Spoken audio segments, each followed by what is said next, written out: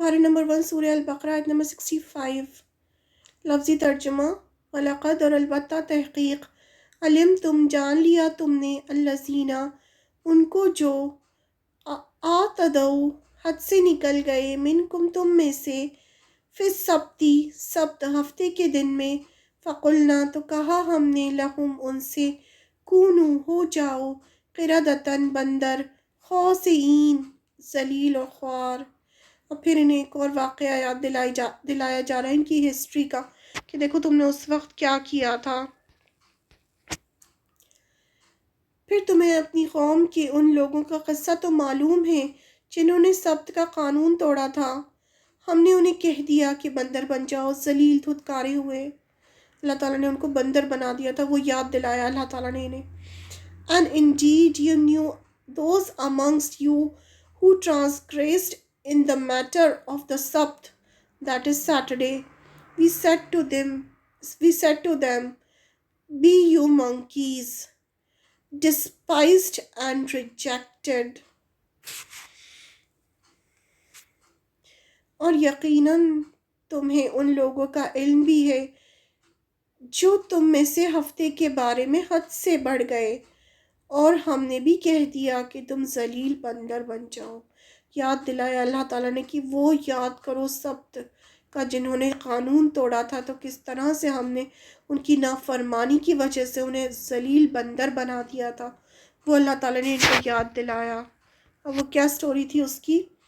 سبت کا قانون بنی اسرائیل کی شریعت میں سیٹرڈے کا دن عبادت کا دن تھا، اس میں کوئی اجازت نہیں تھی کہ کوئی بھی دنیا کا کام کرے۔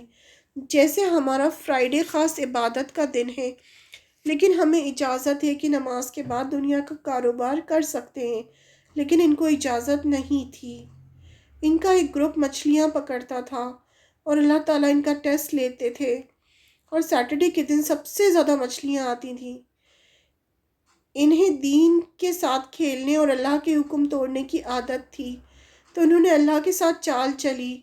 فرائیڈے کو سمندر کے آس پاس گڑھے کھودتے اور جال ڈال دیتے، پھر سنڈے کو جا کر ساری مچھلیاں نکال لیتے۔